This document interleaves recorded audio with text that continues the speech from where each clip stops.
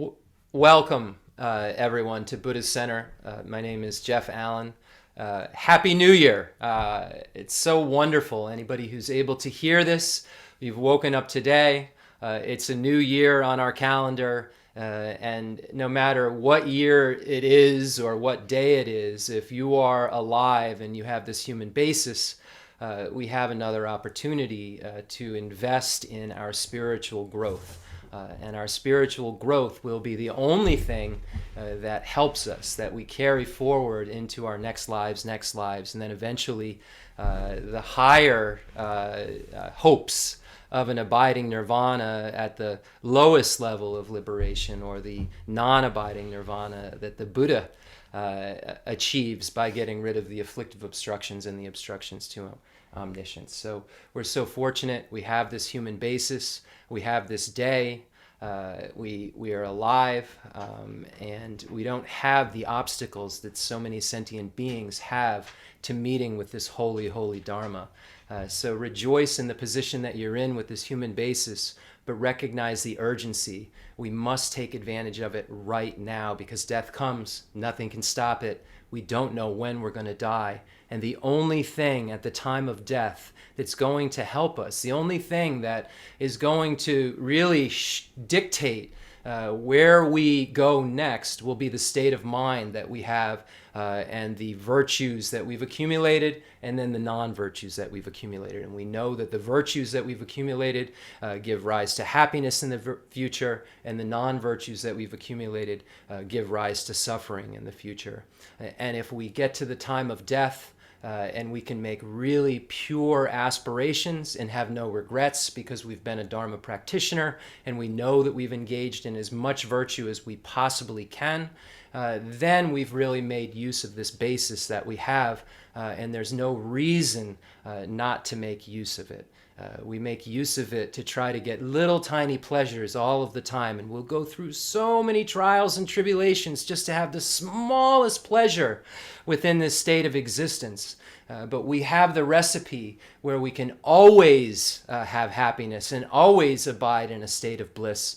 And if we use that recipe on ourselves, and we turn our minds from the minds that we currently possess, that project all of these different things and react in all kinds of negative ways to stimuli, we can transform this sullied mind into a purified mind of a Buddha who never has to experience any type of suffering, and only experiences 24/7 infinite happiness. So we're fortunate. Please take advantage of this day, and don't just say, oh, it's the new year. Today is the day I turn over a new leaf. Every moment we should be refreshed, and every moment we should be changing, and that change doesn't take place in these big grand ways, but the change takes place very, very slowly. And if we, like Kensur Geshe Wandak said, practice like a river in a very, very even fashion, year after year, flowing year after year without stopping, then we will have these very, very small steps forward that will eventually allow us to arrive at the destination of Buddhahood. Because to get to Buddhahood, we have to take one step at a time. The great masters say, how would you ever eat an elephant? You would take one bite at a time. You wouldn't try to do it all at once. But if you needed to eat the elephant, you would have to consistently keep eating one bite at a time. Maybe not a great example for Buddhists who are abstaining from eating meat, but I think you get the point of this humongous thing that you have to accomplish. And if you look at it as just this humongous thing, you'll never get to the goal. The only way you will get to the goal is by taking little bits off of the self-cherishing attitude, little bits off of the self-grasping ignorance, and little bits out of all of these attachments and hatreds and ignorances and prides and all of these awful states of mind that we have. We clean them up a little bit by little bit by little bit. And maybe others don't even see our progress. But if we look in the mirror of the Dharma and we look at how our minds behave from day to day, if we really are investing in our spiritual practice, we ourselves will know that there's been maturity that's taking place. There's been maturation. And it's important that we, as Shanti Deva says, while we're trying to be mindful and we're really focusing on our tasks at hand, to show a smile to others, and to make sure that others are seeing, the presence of a practitioner, and the presence of somebody who engages in practice. Even if that smile begins just in kind of a contrived way, even if all of these things we try and generate in our mind are contrived at first, this is how they become uncontrived. This is how they become actual realizations. We start with it. It says, fake it till you make it. We've heard that so many times. It starts with this contrived kind of desire to emerge from cyclic existence, this kind of contrived understanding of that we must emerge from the lower realms, a contrived understanding that we should put others' needs before our own and love others so much and have so much compassion for them. And what happens when we saturate our minds in a contrived way over and over and over and over again with information that we would like to actually realize and make parts of our mind, we eventually become the bodhisattva that we've been pretending to be. And we have the bodhicitta we've been pretending to manifest when we take aspiring bodhicitta ceremonies and engaged bodhicitta ceremonies and take those holy, holy root, 18 root and 46 secondary vows that His Holiness the Dalai Lama bestowed the other night on hundreds of thousands of people, I think, in Bodh Gaya. We're so fortunate to have the Buddha of compassion in our world still teaching the holy Dharma, allowing such incredible scholars to gather. We heard the debates going on in the background of all of the candidates for the Geshe Larampa degree, and actually Kensar Geshe Wandak's, the reincarnation of his teacher, Shakar Gen Nima, Kentru Kentru Rinpoche? Shakur Kentru Rinpoche is his new name of the reincarnation. He's going to be one of the great Larampa Geshes, and he's participating in the examinations and so forth for the Larampa degree. So it's so wonderful to see. You see pictures of him on Facebook, and you see Umzala Geshe Aga, who's been so helpful for all of us behind the scenes, helping to connect Rinpoche's offerings and so forth, and just doing so much, giving me teachings, doing so much that you really, please just pray for his long life. And just really, Umzala Geshe Aga is a very special, special individual. Rinpoche told me he was a special individual. This is why I focus my energies and effort in that direction, specifically because Rinpoche told me that I could trust Umzala Geshe Aga. And Rinpoche didn't tell me that about masses of different geshes and teachers. He told me that about a few. And I feel so fortunate that we have access to Umzala. So thank you, Umzala. I appreciate it. It was so nice to just keep connecting with him while he was in Bodh Gaya also, and he kept sending pictures and so forth. Even as this morning, he had a Happy New Year picture with him in front of the Mahabodhi temple with two other geshes. I don't know who they were. I'm not really up these days on the who's who, but just we're so also fortunate for Geshe Dorje Damdu and Geshe Mala Tenzin Ladrinla and all of these great teachers who are now teaching and are of my generation in a lot of ways. Geshe Dorje Damdula is 55, I'm 50. Geshe Aga is 52, 53, something like this. Geshe Mala Tenzin Ladrin similar. I'm not sure how old she is, but similar. So we see that our generation, they're much more advanced in terms of scholastic achievements than I will ever be in my whole life. But it's nice to see that we're all trying to generate renunciation, bodhicitta, and emptiness, and figure out how to unite method and wisdom. We're all doing the same thing, and that's where we've all landed, whether we were with Rinpoche for 25 years here in the States or getting Geshe degrees, Geshe Ma degrees. Everybody's landing at this, I have to get up early in the morning and figure out renunciation, bodhicitta, and emptiness. And it's amazing. If you apply these teachings, it will mature your mind into that. And it will only mature into that because cause and effect. And results are concordant with their causes. So that's enough out of me. But I just want to say Happy New Year and make sure that we have a renewed sense when the new year comes and we say, oh, I'm going to do this, I'm going to do that, and there's resolutions. But really, our mind should be constantly a resolution. May I become a Buddha for the sake of all sentient beings. At this moment, our resolution should always be there. May I, day and night, seek transcendent liberation, as Lama Tsongkhapa says. First I sought out extensive learning, Lama Tsongkhapa said. Then all the teachings dawned on me as instructions to practice. Then day and night I engaged in practice. And then I dedicated all of this merit to the proliferation of the Dharma. And may we all follow that guideline, follow that namtar, that life story that Lama Tsongkhapa showed us, his autobiography. May we all be able to engage in practices in that way that aren't half practices, that aren't pretend practices, that aren't feel good for the moment buzzword practices. They're actually practices that will allow us to get rid of the self-grasping ignorance that causes us to suffer over and over and over again. So may we, day and night, figure out how to get rid of the origin of suffering by knowing what suffering is and relying on a path that obliterates the ignorance that gives rise to that suffering so we can abide in a state of cessation. And may we have bodhicitta at that time so our cessation is that of a Buddha, so we can be the most reliable guide who no longer has obstructions to omniscience and no longer has anything keeping him or her from helping everyone without bias.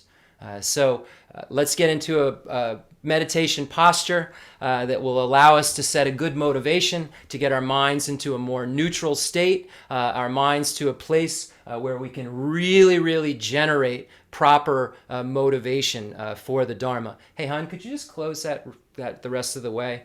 I'm like in a ray of sunlight on TikTok, and I'm not trying to go for that look. Hi, everybody.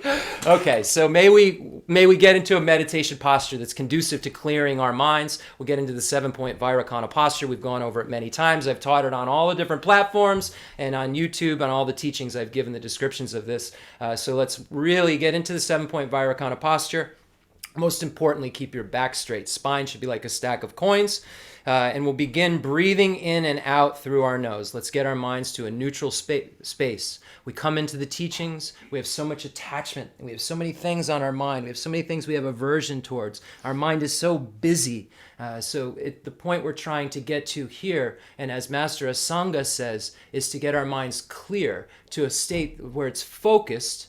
So then we can take that focus of our mind and point it towards whatever virtuous object we would like. And that's why we get our mind calmer and calmer and calmer, so that that calm mind can look at ultimate reality. Because it's only the calmest mind that can get to the most subtle conceptual understanding of the nature of reality that will then transform into a direct perception of emptiness. So let's get our mind into a contrived form of that single-pointed mind so that we eventually have that single-pointed mind. And that single-pointed mind will come about from these contrived practices that we're doing right now, where we're trying to focus on one thing and one thing only, and we're telling our minds what to do for the first time, like a flash of lightning in the dark. So hold this moment as so sacred and so precious. You're telling your mind what to do for the first time, as Lama Tsongkhapa said. Okay, so breathing in through your nose. So our focal object will be, as always, that we do before our teachings. We breathe in through our nose, filling the lungs and the diaphragm all the way to the top of the breath in a very natural fashion. Not too fast, not too slow, a natural fashion. Shouldn't be distracting. It should just be focusing on this very natural inhalation, filling it all the way to the top of the breath, lungs, and the diaphragm, and then naturally turning the breath around and exhaling and counting 1. Now you're going to do that focusing only on, in this case right now, the breath breathing in, the breathing out, and the counting. You're going to add, while you're breathing in and out and counting, focusing only on that, the front generation image of Buddha Shakyamuni. You see right behind me. Imagine Buddha Shakyamuni is in the space in front of you, about 2 feet away, about eye height, the size of your thumb, beautiful and radiant and glowing. So now you have Buddha Shakyamuni in the space in front of you, and you're breathing in and breathing out and counting, and you're increasing the numbers. 1, 2, 3. Always on the exhale with the number. So we're looking to get rid of any kind of distraction, any kind of scattering that comes into our mind. If we see any scattering that comes into our mind, our mindfulness is that our focal object is breathing in and out and counting the breath in Buddha Shakyamuni. So we have a spy in our mind that's called vigilance or introspection, that's seeing if our mindfulness is there, seeing if the focal object of breathing in and out and the counting in Buddha Shakyamuni has been lost because there's been some scattering. And if there's been some loss because there's been some scattering, we allow the mindfulness to grab the focal object back, because the mindfulness is not forgetting the object of observation, not forgetting the object of meditation. The object of meditation is the breathing in and out and the counting, and Buddha Shakyamuni in the front generation. We're also looking to not go into a dull state, into a sleepy state, because when we start to breathe in and out and count, it can make us feel sleepy. Meditation is not a sleepy, dulled out place. It's a very, very clear, calm place, but very clear, like a laser. So we want to guard against any sleepiness or dullness. So if our little spy in the mind of introspection sees sleepiness or dullness coming in and isn't super laser focused on breathing in and out and the counting and the object of observation of Buddha Shakyamuni, then the mindfulness grabs that object of observation of breathing in and out and counting in Buddha Shakyamuni and brings it back. So let's focus in that way. That's true meditation instruction. That is what the great masters have told us to do. When we look at any of the texts of Kamalashila and the stages of meditation, Lama Tsongkhapa's treatise on the stage of the path to enlightenment, any meditation manuals, you're going to find these very clear instructions on focal object, getting rid of the distractions, using introspection and mindfulness. So let's do that for just a bit.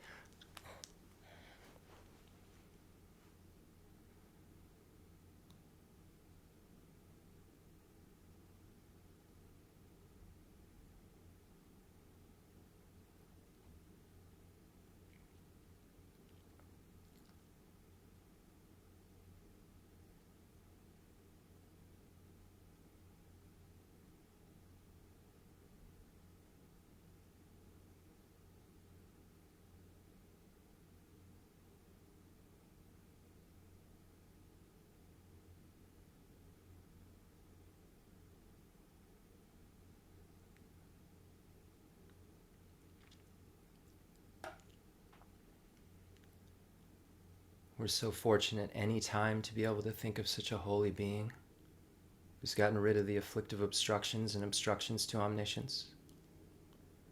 We will achieve this same exact state. We will all achieve Buddhahood. We all have Buddha nature. Our minds can mature from this sullied state into the pure state of mind that the Buddha has. Our mind is empty of inherent existence, just like the Buddha's mind is empty of inherent existence. Our mind is not in nature of sullied and stained. Our mind is naturally empty and pure. We need to just remove the adventitious stains, just the way Buddha Shakyamuni did. And once we do that, we'll be able to achieve that state of pure omniscience, perfect wisdom, perfect love, perfect compassion, perfect power, perfect skillful means. We will all achieve this incredible state of perfection by relying upon the teachings that Buddha Shakyamuni has presented with us with. Think about why we came to these teachings. Why? Some sort of dissatisfaction or pain, some kind of suffering, questions we didn't have answered.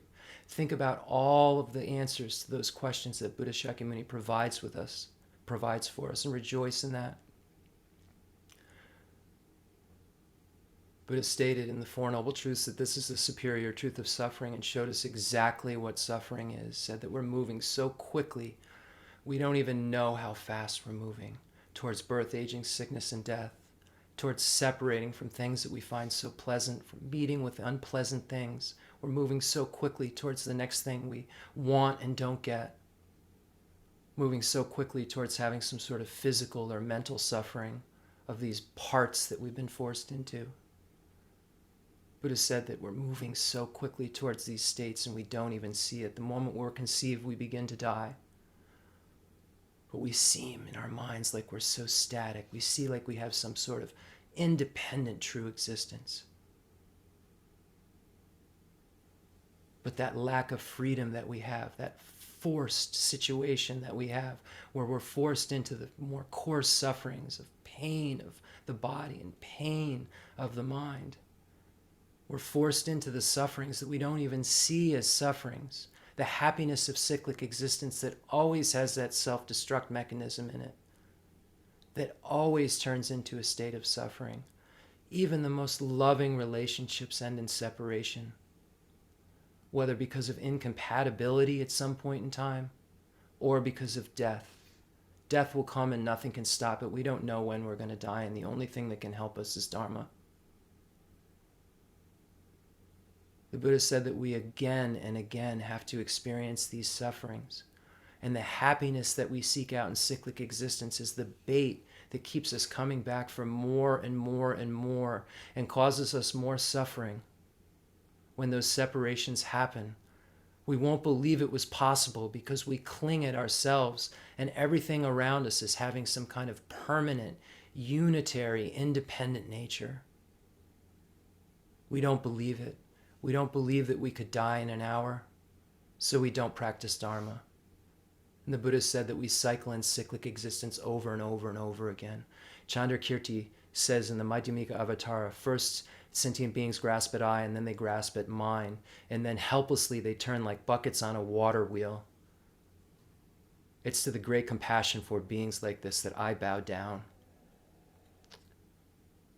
Over and over again, we're forced into these states of suffering. And the Buddha said that in the second noble truth, that this is the superior truth of origin, and showed us exactly why. The Buddha stated that it's the grasping at the I in phenomena as being truly established, this ignorance that we believe things have this independent, true nature that causes us to have an inappropriate attention to everything, causes us to have the afflictions of attachment, hatred, ignorance, and so forth arise, and then in dependence upon those afflictions, we act. We have contaminated karmas, contaminated actions of our body, speech, and mind that then give rise to all of our sufferings. The Buddha has dissected samsara for us and shown us that it's this self-grasping ignorance that gives rise to all of it.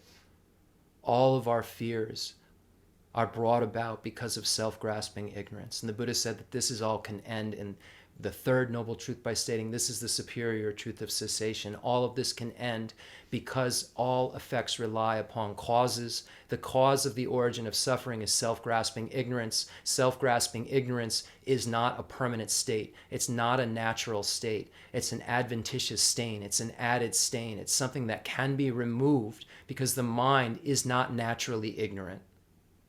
And the Buddha said if we rely upon a path in the fourth noble truth, this is the superior truth of path, a path of wisdom, we can get rid of completely the ignorance that gives rise to all of our sufferings. We can end our fears. We can achieve a state of complete fearlessness by getting rid of the afflictive obstructions that bind us to cyclic existence, bind us to the suffering of birth, aging, sickness, and death, separating from the pleasant, meeting with the unpleasant, not getting what you want, the suffering of the appropriated ignorance, the suffering of all of the uncertainties of cyclic existence, the suffering of the insatiability of cyclic existence, the suffering of rebirth in cyclic existence, the suffering of shucking off bodies in cyclic existence, the suffering of going the higher realms and the lower realms in cyclic existence, the suffering of being all alone over and over and over again. At that time of death, our friends can't help, our material possessions can't help. Our body can't help. Our body will be what shuts down and kills us, and we take such physical care of this body. We think it's so important. And then we alone will pass to our next life, and we will shuck this body off. And when this body is burned, when this body becomes food for worms, our consciousness won't care because our consciousness will grasp at something else as being us. Why do we care so much more about our physical well-being than our mental well-being? And the Buddha said that if we care about our mental well-being, we start to look at this self-grasping ignorance, we can get rid of it with wisdom. Oh, we're so satisfied. We're so happy that we don't have to suffer. We don't have to have these experiences because of Lord Buddha. Rejoice in the fact that Buddha has shown us so clearly through cause and effect why we suffer. Not in a mystical way, very clearly through logic has shown us exactly why we suffer. We should feel so, so, so blessed to have these teachings in our life. It's 2023, and wherever you are, you have these teachings in your life. You have these pure, pure teachings of Buddha Shakyamuni that were given 2,600 years ago, that we have in an unbroken lineage passed down through the Indian pandits and all the holy beings of Tibet that land in our laps because of Dalai Lama and Khyentse Geshe Wandak and all these holy, holy beings. We don't have to suffer. We can get rid of that which gives rise to suffering, the afflictive obstructions, the afflictions, the contaminated karmas and their seeds. As soon as we get rid of those things, the origin of suffering is gone. Suffering is no more. Suffering is a non-existent.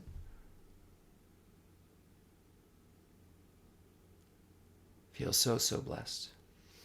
But also recognize that everyone around us, all those loved ones that you have, they don't necessarily have a solution, and they are bound to all of these sufferings as well. Birth, aging, sickness, death, etc. All sentient beings feel this pain. All your loved ones feel this pain, and they're bound to this cycle. They're like buckets on a water wheel, like Chandrakirti said, and they have no idea. You have a little bit of a clue. You have a little bit of a clue. We're sitting here, we just heard exactly what we need to do to get rid of the afflictive obstructions. Rely on the 3 highest higher trainings of ethics, concentration, and wisdom that get rid of the origin of suffering. So we know about this, but everyone doesn't know about this. Think about all of those sentient beings that are suffering so immensely. Think about how they are equally important. All sentient beings are just as important as you. Their pain hurts just as bad as your pain. Their happiness feels just as good as your happiness. Their Buddha nature isn't any less than your Buddha nature. Their mind's lack of inherent existence isn't any different than your mind's lack of inherent existence. In order to name yourself as I and them as other, we require other. I depends upon other to be designated as self. Other then thinks that they're self and designates self in dependence upon me that becomes other. There is no inherently existent I or other. It's merely labels that we designate to all things that are empty of inherent existence. They're just dependent originations that exist, but exist only through dependent originations. All sentient beings are equally important. We look at the downfalls of cherishing ourselves. Look at beings who are so selfish. Think about times we were so selfish and what kind of results those brought. Think about during the moments of selfishness, how contaminated and how polluted and how sad our mind was. Think about that moment. Think about the self-cherishing attitude and all the downfalls of it. Think about all of the fights that we have and all of the things that we have to be so right about that cause us to suffer so badly. We would rather be right than happy all of the time. This self-cherishing attitude has come to us, as the great texts say, and Nankapel's text, Mind Training Like the Rays of the Sun, say this naked, this empty-handed being has come to us again and again with nothing to offer us, and we've treated them as if they were the most royal, incredible being in the world, and all they've ever brought us was nothing but sadness. So the self-cherishing attitude has no use for us. We have no use for this self-cherishing attitude. We previously have thought that self-centeredness was the way to go, and that the ego-centered attitude, self-centered attitude, was the only way to achieve happiness. So previously, as Pabonka Rinpoche says in the commentary on Lama Tsongkhapa's Source of All My Good, previously my mind was very screwed up. May I move forward from here on out and recognize that self-cherishing attitude is not the way to go. Self-centered attitude only brings me suffering, only brings me misery, only brings me the suffering of birth, aging, sickness, and death. May I understand that purely and then understand what the other cherishing attitude has to offer me. We look at holy beings like His Holiness the Dalai Lama and Khyentse Geshe Wandak and Geshe Dorje Damdu and Geshe Agala, Gimzala Geshe Aga and Geshe Ma Tenzin Ladrin La and Demoloche Rinpoche and Lama Zopa. We look at all of these holy beings and what they have to offer, and they have to offer this incredible other cherishing attitude where they love others so much. You see His Holiness just loves and cares about others so much. Just turn on YouTube and look at it, and you see it in His eyes. He has so much love and compassion for others. lives, and the masses of people honor and respect him because of it. Because everyone sees that an attitude that cherishes others is so, so precious and so, so different than self-centered, self-cherishing attitude people. So it becomes so clear to everyone that the other cherishing attitude, when we look at role models such as Jesus Christ and His Holiness the Dalai Lama, all these holy, holy beings, what did they do? They cared about others so much. They put others' needs before their own. So may we become like those beings, and even if it's in a contrived way, start to think about taking on the suffering of others, to just burn away our self-cherishing attitude and give them all of our happiness, give them all the love we can.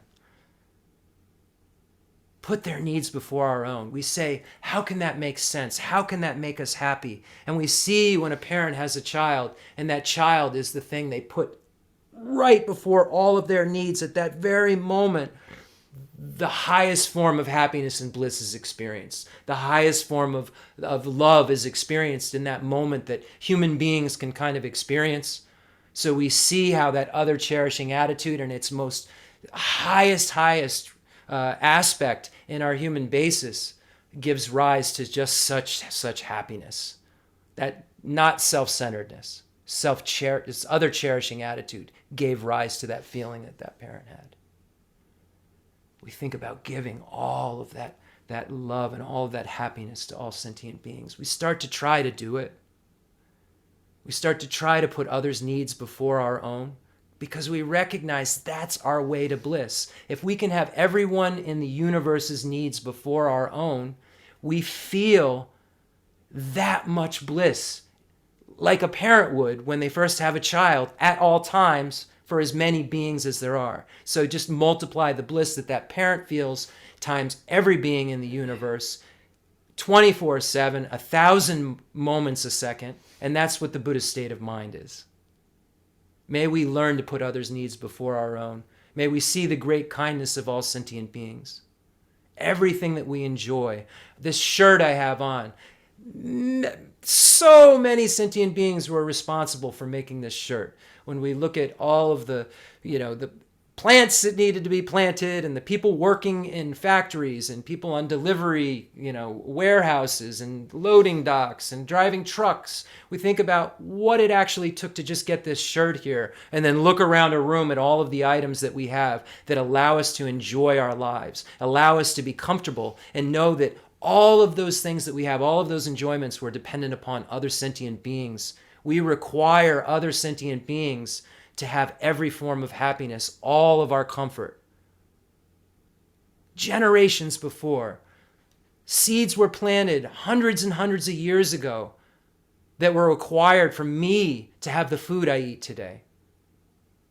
Think about the kindness of all sentient beings, and then say, oh, how nice it would be if all sentient beings have happiness in the causes of happiness. May they have happiness in the causes of happiness. I will take it upon myself, the task of bringing all sentient beings to a state of happiness that has only causes of happiness. May the Gurus, Buddhas, and Bodhisattvas please bless me to have the strength and courage to be able to carry that out. How nice it would be if all sentient beings were free from suffering, the causes of suffering. May they be free from suffering, the causes of suffering. I will take it upon myself to make sure that they're free from suffering and the causes of suffering. May the Gurus, Buddhas, and Bodhisattvas please bless me to be able to carry out that task. And we recognize even though I'm saying I will take on this task to free all sentient beings from suffering, bring them to a state of fearlessness, and I'll bring them to a state of bliss, of happiness and the causes of happiness, I know I can't do it. I know that I'm in cyclic existence, as I just meditated on. I have the 8 sufferings, the 6 sufferings, and the 3 sufferings. I currently have the grasping at the eye and phenomena as being truly established, which causes my inappropriate attention and my afflictions and my contaminated karmas and more samsara. I'm not in a position to bring sentient beings to a state of happiness and of freedom from suffering at this point. I can do what I can for them, and I must. But I'm really, really not a reliable guide. The only reliable guide is a Buddha. And we set this motivation, may I become a Buddha for the sake of all sentient beings. Previously, I thought about myself more than others, and now I say, may I become a Buddha for the sake of all sentient beings. From this point onward, may I only have this thought in my mind. Day and night, may I think, may I become a Buddha for the sake of all sentient beings, so that I can actually generate the mind of a bodhisattva and have that aspiring bodhicitta that then allows me to really take a bodhisattva vow and then take those 18 root and 46 secondary vows and then be able to, as a dull practitioner like myself, traverse the stages of the path to calm, abiding, special insight, direct perception, bodhisattva levels, and purifications of the afflictive obstructions and the obstructions to omniscience. May I become a Buddha for the sake of all sentient beings. It's that thought right there that comes from pure renunciation that will be the only entrance to that road that gets to Buddhahood. So may I become a Buddha for the sake of all sentient beings. Now imagine that Buddha Shakyamuni, who we were just imagining, explodes into the merit field in the space in front of you. Imagine that now all of the gurus, Buddhas, and bodhisattvas have been contained in this image of Buddha Shakyamuni, and now you see all of them in the space in front of you. Kensar Geshe Wandak, His Holiness the Dalai Lama, Geshe Dorje Damdu, Geshe Aga, Demalocha Rinpoche, Geshe Malay Tenzin Ladrin, all the holy beings, Lama Zopa Rinpoche, all Gandantri Rinpoche, all of the holy beings. Imagine any gurus that you think of as holy beings, and then imagine also the extensive deeds lineage practitioners, that holy lineage passed down from Buddha Shakyamuni to Lord Maitreya to Asanga and Basubandhu and Dharmakirti and Dignaga and Vimuktasena and Haribhadra and Gunaprabha and Shakyaprabha, all those holy beings that teach us the grounds and paths in the extensive deeds lineage. Imagine they're all in the space in front of you. Now imagine the profound view lineage passed down from Buddha Shakyamuni to Manjushri, to Nagarjuna and Buddha Palita and Aryadeva and Chandrakirti and Shantideva and Chandrashita and Bhavavega. Imagining all those holy beings in the space in front of you. The lineage of blessings passed down, Saraha and Matripa and Tilopa and Naropa and Marpa and Milarepa and Gampopa. Imagining all these holy beings in the lineage of practice of blessings in the space in front of you. Leaving out nuns, Lama Salimpa, Atisha, Drone Tompa, the Kadampa lineages, Nyingma, Sakya, Kaju, Galupa, all those holy masters, Padmasambhava in the space in front of you, Sakya Kunga Nyingpo, Sakya Pandita, the Karmapa, Lama Tsongkhapa, Kirtapje, Jelsapje, and now imagine also all the deities, the highest Yoga Tantra deities, Yogic Tantra deities, Performance Tantra deities, Action Tantra deities, 35 Buddhas, all of the protector deities, imagine them all in the space in front of you, and that's the merit field. All these holy beings, imagine right there, and so pleased with what you're doing, smiling, every one of them so happy. Now imagine that you have infinite hands and you grab all sentient beings, grabbing all the hungry ghost and hell and animal and human and demigod and God, imagining you're leaving out none. Bring every single sentient being here. You've said, may I become a Buddha for the sake of all sentient beings. What you can do right now is bring all sentient beings here to be able to hear the holy teachings and to be able to recite the holy verses that will allow them to proliferate their minds, because we know that the Buddhas don't wash away the sins with water. They can't remove the suffering with their hands. They can't give you realizations. They can only teach the truth of suchness, and that's how beings are liberated. And now all sentient beings are here doing just that, obtaining the wisdom arisen from hearing, analysis, and meditation. Now all the gurus and Buddhists and bodhisattvas have immense bliss. You see them all smiling, and there's an eruption that starts to take place because they see that all sentient beings are here. There's no quarreling. There's no bias. Everyone is here for one purpose, and the only purpose that the gurus, Buddhas, and bodhisattvas have for us is to achieve fearlessness and infinite happiness, and we're all here doing exactly that. So they feel like a little bit relieved, and they see that you as a practitioner have become someone who's made them proud to bring all sentient beings here.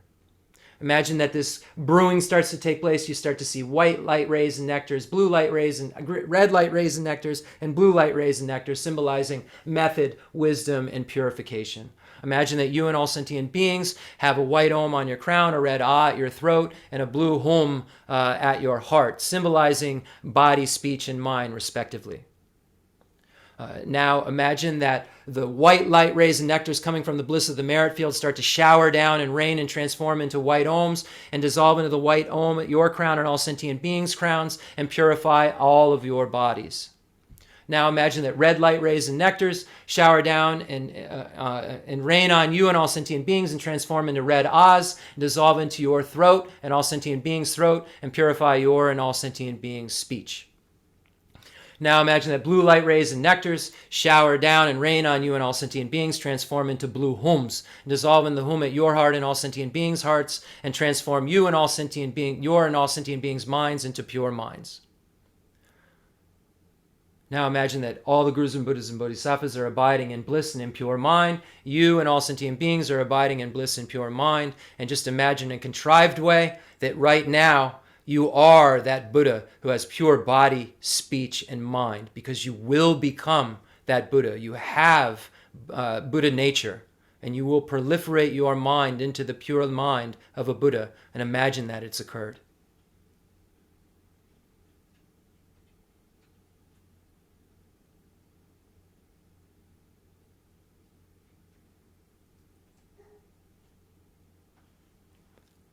Okay. Now imagining the merit field in you and all sentient beings are around you. We're going to do the King of Prayers, the prayer of noble conduct, the 7 limbs. But today, for auspicious reasons, I'm going to recite it in Tibetan, just the beginning part. You can look in the Chenrezig Center prayer book. You see it if you want to follow along. I don't have it. What page is it? It's on page 4. It's right at the beginning of the Chenrezig Center prayer book. I kind of need a drink. I'll get it. Thank you. This is impromptu. I want to make this 7-limb prayer. I was just thinking of the beautiful merit field and all the extensive deeds and profound view and the lineage of blessings and His Holiness the Dalai Lama and Dorji Damdu and Rinpoche and Geshe Gompo and everyone. And I'd really like to, in Tibetan, make this offering to them. Just cold water's fine. So I'll just get started in one moment. I want to just wait for Lori to be able to get back to start this prayer.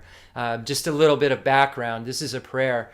This is just an excerpt of the beginning of the prayer of noble conduct. And this is a prayer that Rinpoche loves so much. And when at the end of Khensa Rinpoche's life, when he was here with us, he would bang his stick on the table and say, "It's time to come do the prayer." He said this was one of his favorite things to recite.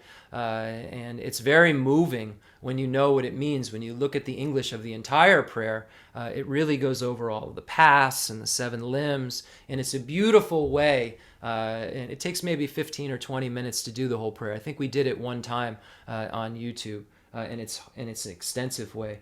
But it's so beautiful. And when it's done in Tibetan, there's a little bit of a tune that I may or may not remember. But for auspicious reasons today, I would like to do that. So again, it's on page 4 of the Chenrezig Tibetan Center, Buddhist Center's prayer book. I feel so happy that these were made, and there were so many holy prayers put into this book with such good motivation. And I want to just say thank you to everybody who was involved over the years in putting this together. We're so fortunate. We have a break-in. We have a dog break-in. Okay, so let's get started. Without further ado, Happy New Year, everyone. And Kala, come here. Kala would like to say Happy New Year, I guess, to everyone. Anyone who doesn't know, the last couple years Rinpoche lived with us. He insisted on us getting a puppy. We already had 3 pit bulls. We did not really need a puppy. But we ended up getting Kala, who you see right here. And she's just a very interesting dog. She was a great addition to the family, but she's quite a peculiar creature. But anyway, so she's going to sit here with us and do prayers. I actually sent some pictures to some of the monks and nuns in India with Rinpoche holding Kala when she was like this big. And he was just sitting in his chair, the chair that everybody so generously chipped in for. And he was kicked back in it with his white blanket on, looking like the yogi that he was. And he had little Kala there, and he's got his book, his red book in front of him, just studying away. And just being really the example of what we should be day and night practicing. I was going through all the photos, looking at some photos we took of the baby monitor. In the middle of the night, we'd hear noise, and it'd be like any time. Rinpoche day and night practiced.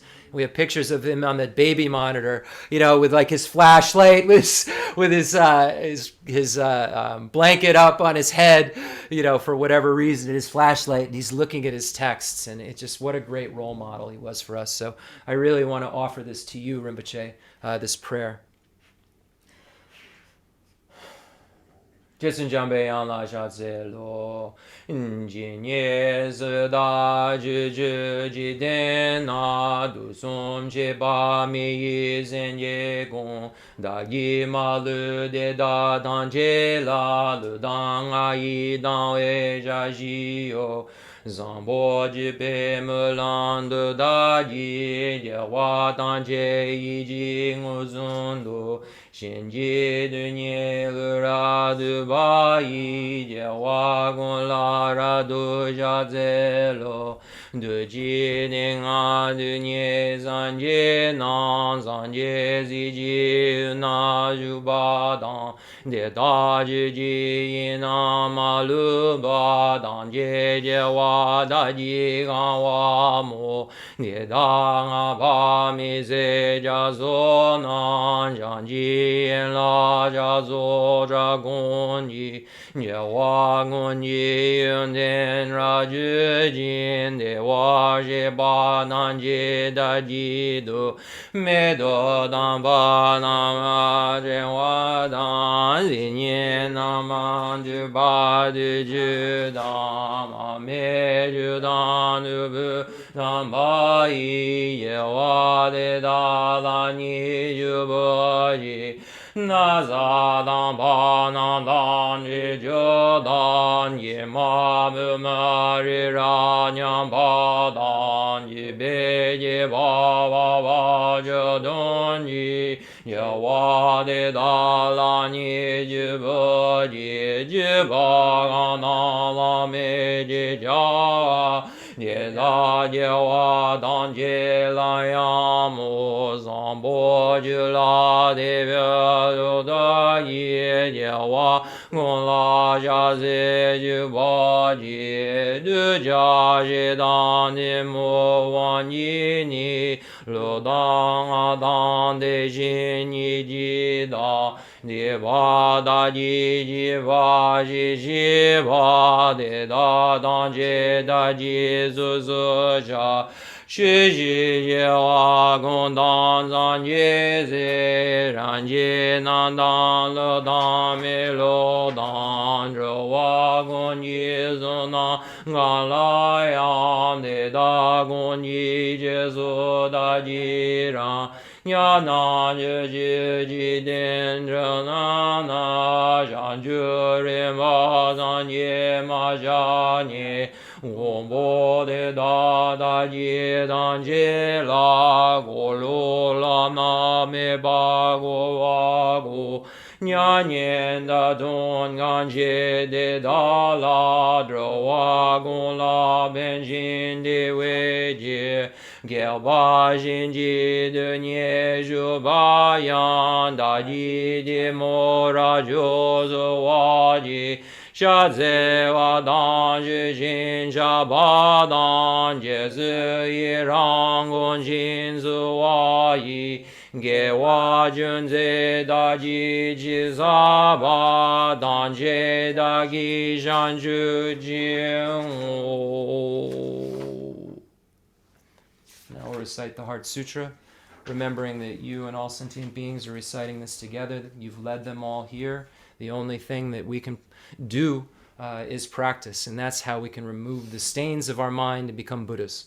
We can remove the afflictive obstructions and the obstructions to omniscience by relying upon these teachings, by relying on the wisdom arisen from hearing, analysis, and meditation. So while we recite this Heart Sutra, make sure you think of the explicit meaning of the emptiness of objective existence of all reality, the emptiness of inherent existence, independence, but the fact that all things do exist has to be understood simultaneously. You have to be able to see them as a subjectively existent dependent originations conventionally.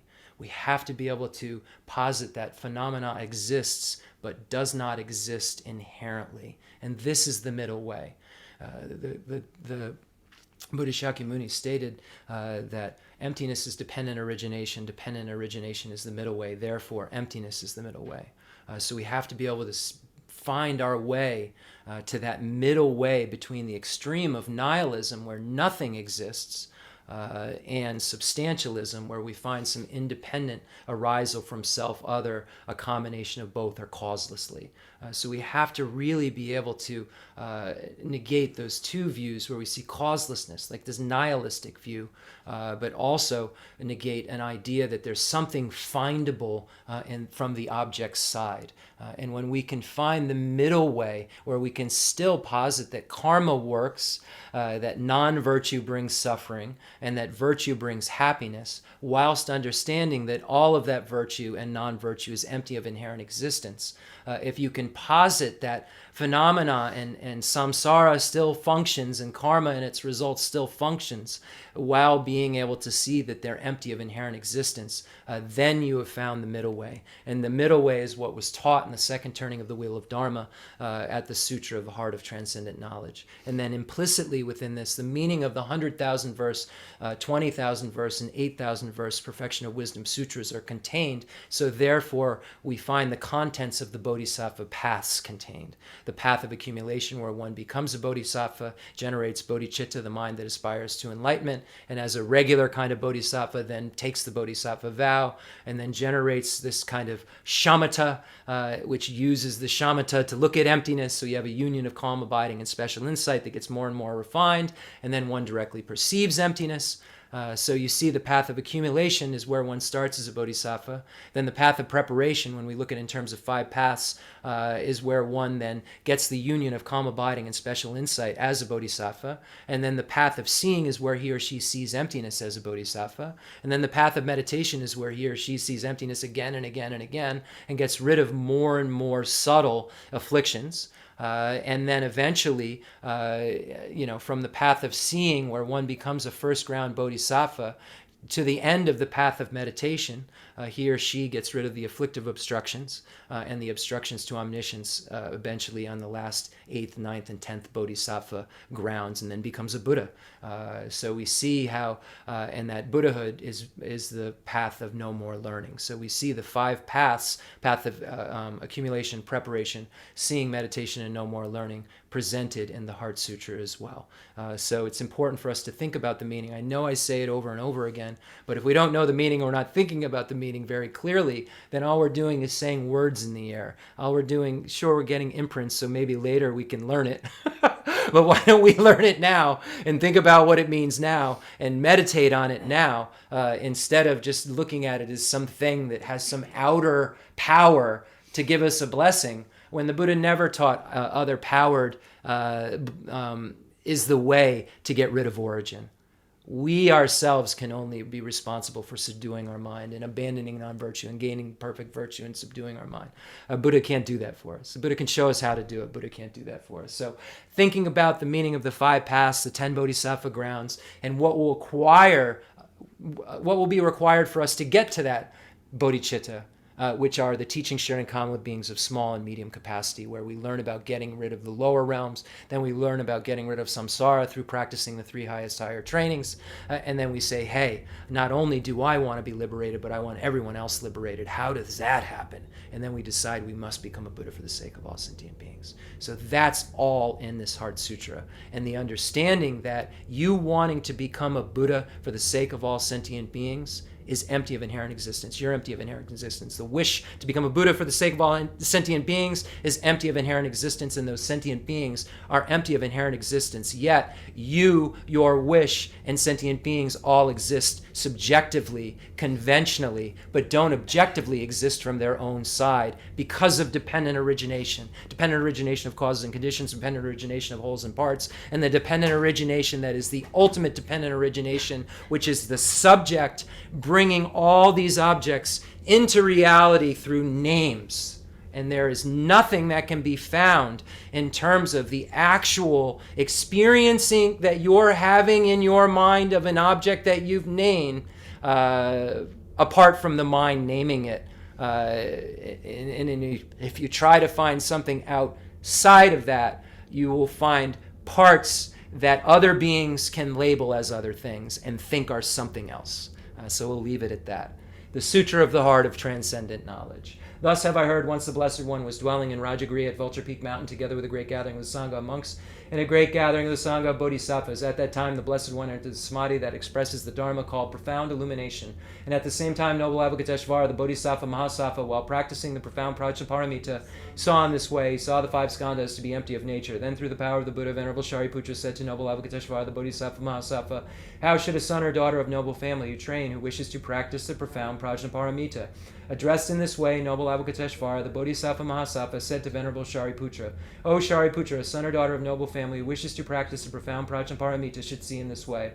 Seeing the five skandhas to be empty of nature, form is emptiness, emptiness also is form, emptiness is no other than form, form is no other than emptiness. In the same way, feeling, perception, formation, and consciousness are emptiness. Shariputra, all dharmas are emptiness. There are no characteristics, there is no birth and no cessation, there is no impurity and no purity, there is no decrease and no increase.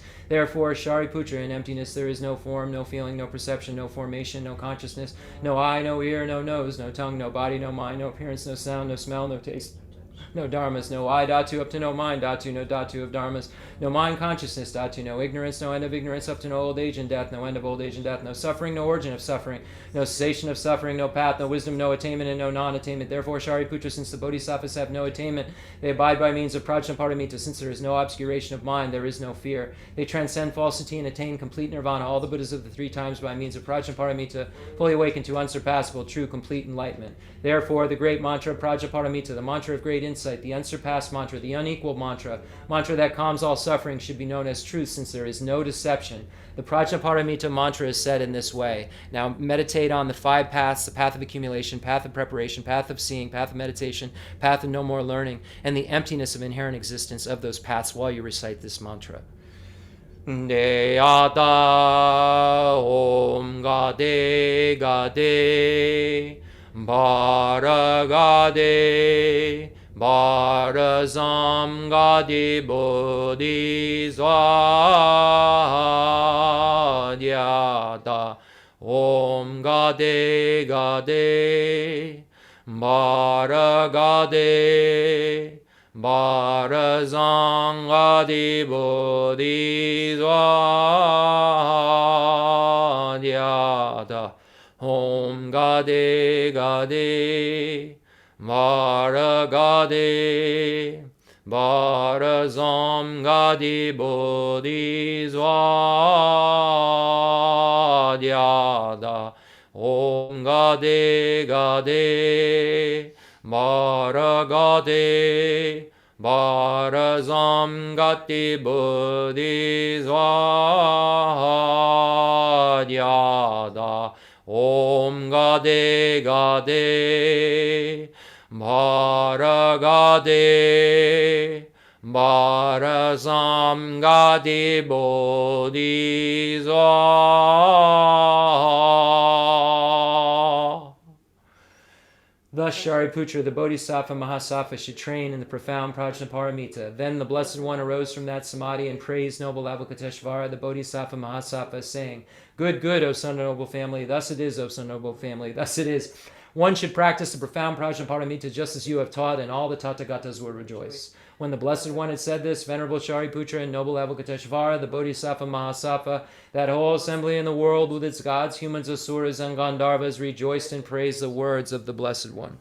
Ngala jebe ne jodam pa ne nguje du ju nga yi du do jen tru ba bo lama yi bu jinzi ne zongan rozo la shatze lo aga zamara de jandara zamara ebe aga zamara de jandara.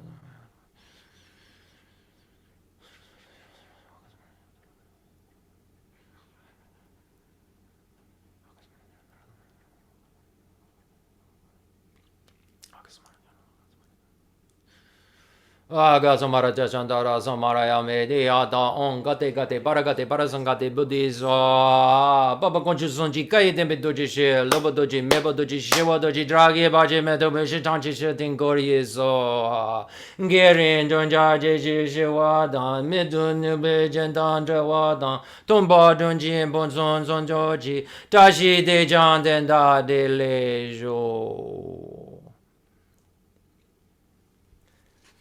Make a mandala offering as a request for teaching, imagining a pure universe you're offering to all the merit field. The fundamental ground is scented with incense and strewn with flowers, adorned with Mount Meru, the four continents, the sun and the moon. I imagine this is a Buddha land and offer it. May all sentient beings enjoy this pure realm. Holy Lamas High, wrap the sky of your Dharma bodies in massive clouds of knowledge and love, and let them pour upon the earth of your disciples as we are ready a shower of rain, the teachings deep and wide.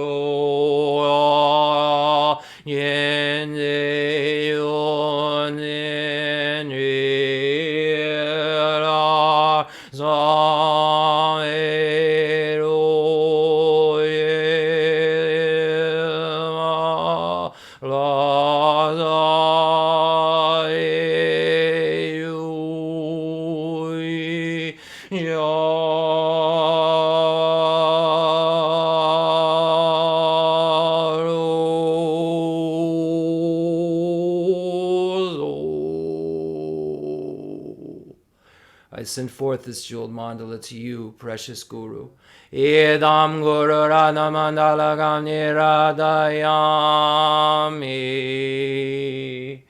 Zanye jo danzo ji jo nan la, janjo badu danyi jazu ji, dagi ju she ji be son nan ji, rala be ji zanye ju bar jo, zanye jo danzo ji jo nan la, janjo badu danyi jazu ji, dagi ju she ji be son nan ji, rala be ji zanye ju bar jo, zanye jo danzo ji jo nan la, janjo badu danyi jazu ji, dagi ju she ji Bezonanji, Drola Benji Azanye Drubajog.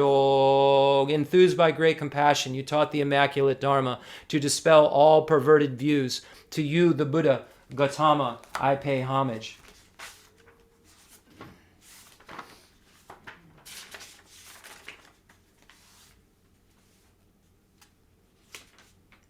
The one who is transformed into the reliable guide, motivated by altruism to benefit sentient beings. The teacher, Sugata, and protector, to you, I make prostrations. The one who has eliminated the web of conceptualizations and is endowed with the divine bodies of the vast and profound, who eternally shines forth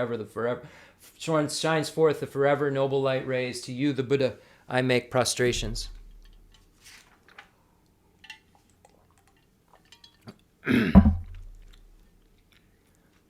We'll recite the essence of Dependent Origination Mantra.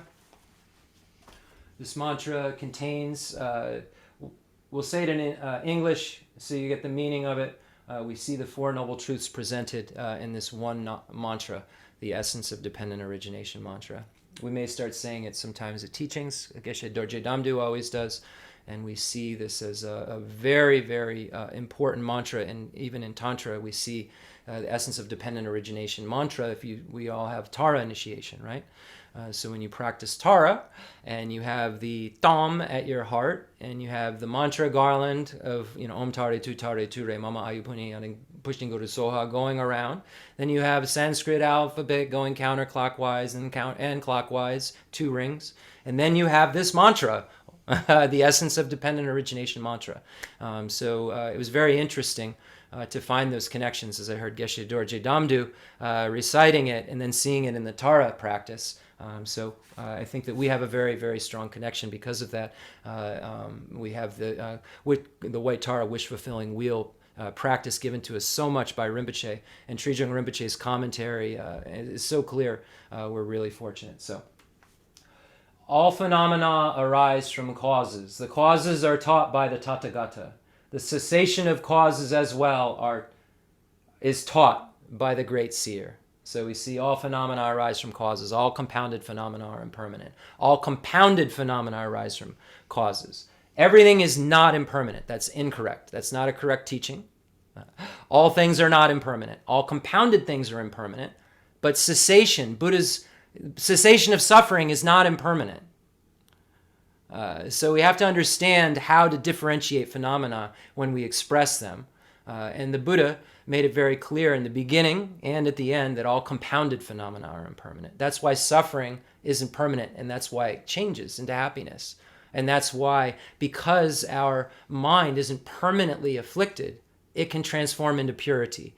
So it's important to know what's compounded and what's not compounded, because if our mind was of the type of phenomena that was permanent or compound phenomena, then it necessarily wouldn't be able to change. But it's the truth that all compounded phenomena are impermanent that makes it so we can become Buddhas, because our mind is impermanent. It has temporal moments.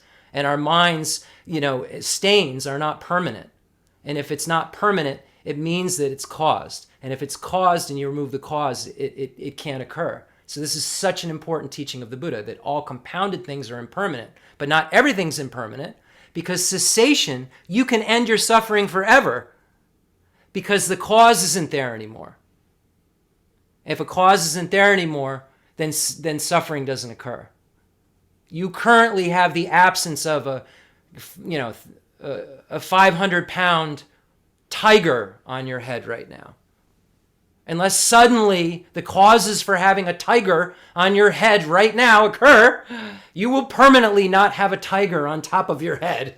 And that's a phenomena. That's an imputed thing, that it's a concept that you have, that there's an absence of something. And so you're saying that there's something that just isn't there. It's a non-affirming negative. It's not saying there's something there in its presence. It's saying it's just not there.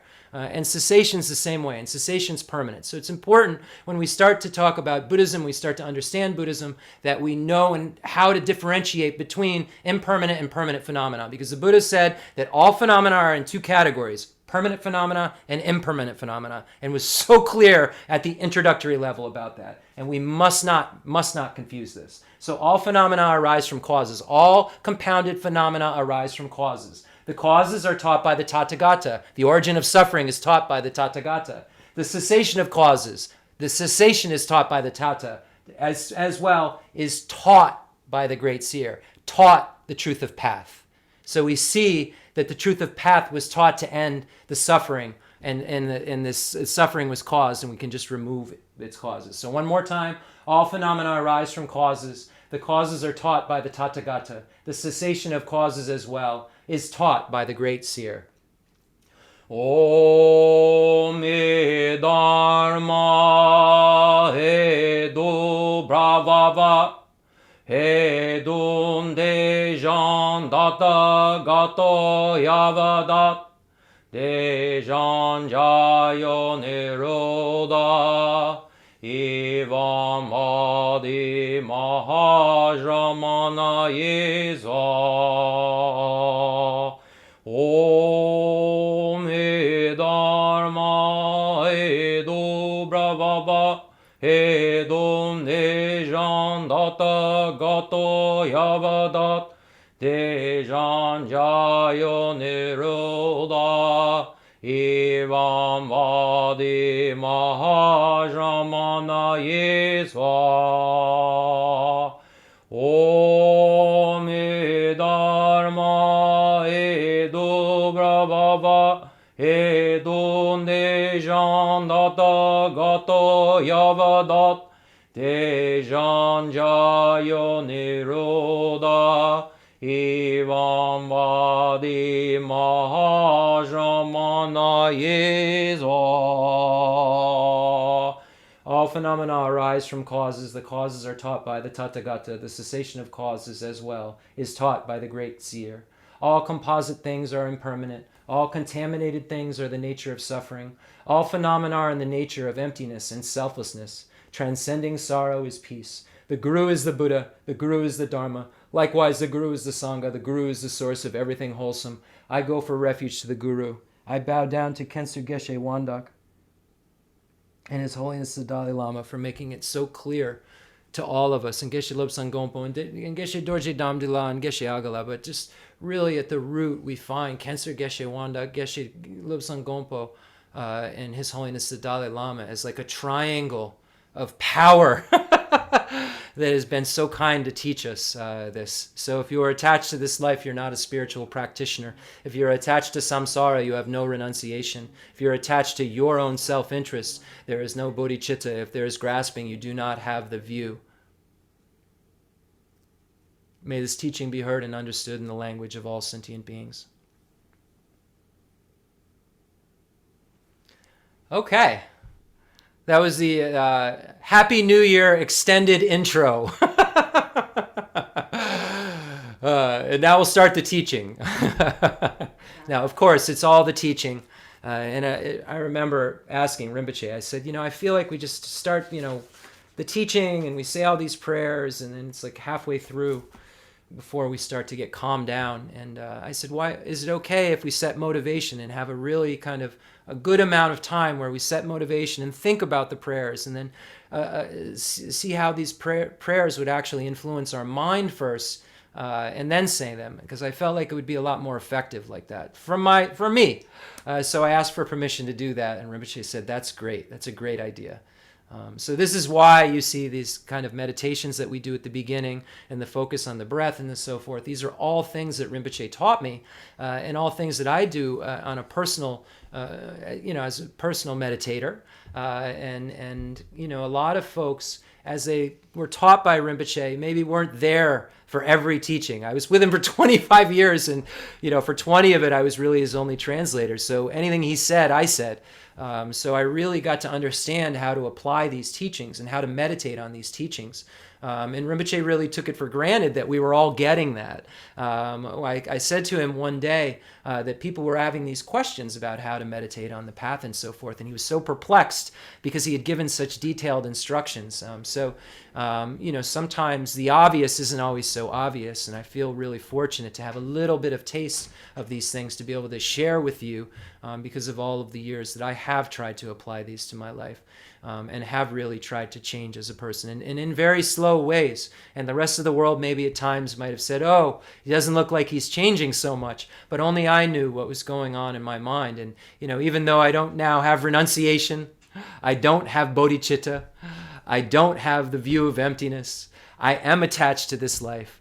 I'm a lot less in all those categories in the wrong side than I was when I started this. And I have a peace of mind that I never had, that I find comes more and more, as Dalai Lama talks about that. And I think we as Westerners have to talk about our practice as well. It's not just people who are, from a foreign land that practice and can have this thing change your mind. It's really a misconception that folks have that, if it isn't some, kind of exotic experience that I'm having, then there's no way it's working. I can't look at someone who looks kind of like me and think that it's working for them because they look like me and it's not working for me. And if it's not working for you, it's because you're not applying it. It's very interesting. Jeffrey Hopkins was funny. He was giving a teaching and he has this white thing he puts on. And he said, first of all, before we start, I just want to tell you about this. This thing has no significance. He said the Dalai Lama gave it to me, but it's just because he didn't need it. And he didn't say it was like my robe. It's just because like someone gave it to him and he doesn't use white sheets or anything. So he gave it to me. I put it on. It has no significance. I just put it on so like when students come in the room, they're like, oh, okay, that's the guy.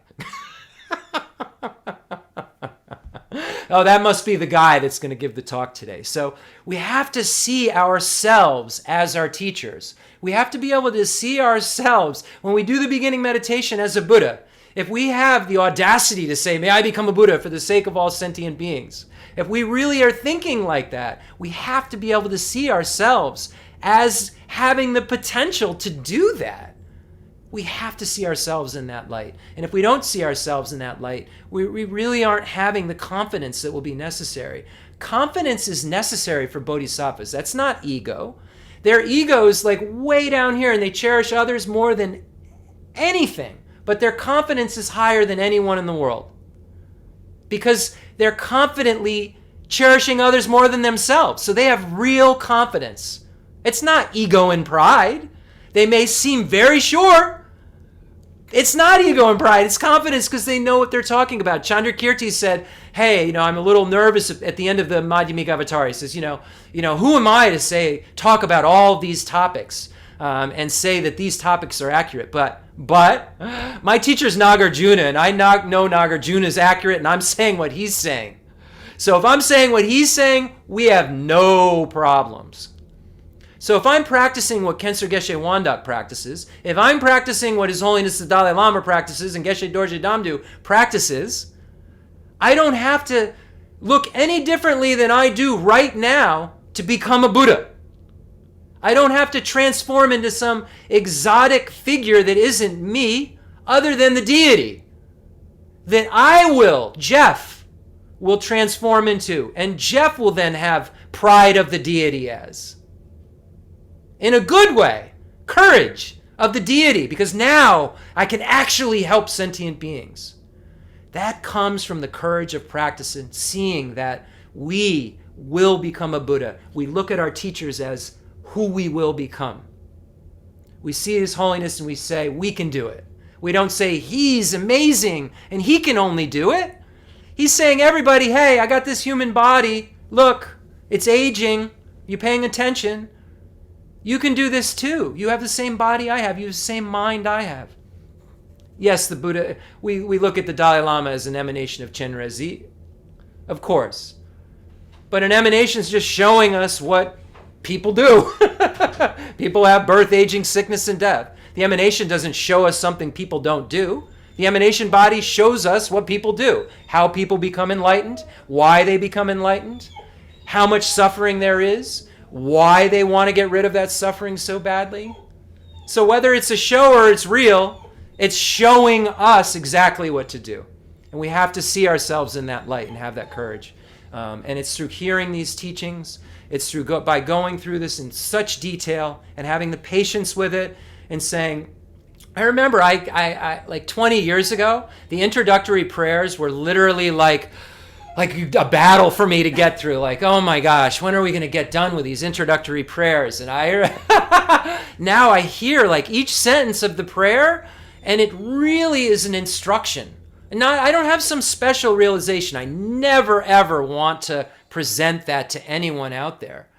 But it's so amazing as you practice more and more and more, and you read these holy words, and you see, okay, why was the Buddha stating in the Heart Sutra? Yeah, as we were reading it, I said, I got to tell them this. It's just a little more tidbits for us to know about. So let's know about more stuff. So why was the Buddha saying, I don't know why I'm looking it up. There's no suffering, no origin of suffering, no cessation of suffering, no path, no wisdom, no attainment. Why was the Buddha stating that there's no suffering, no origin of suffering, no cessation of suffering, no path? Well, this is the second turning of the wheel of Dharma. The first turning of the wheel of Dharma, the Buddha stated that the Four Noble Truths were truly existent. Because he was teaching to the scope. He was teaching if we look at it in terms of tenets, the Vaibhashika and Sautrantika view, where there was a truth, the Four Noble Truths had inherent existence. And then the second turning of the wheel of Dharma, the Buddha said, surprise, I have to tell you a little bit more about reality. I didn't want you to fall to nihilism.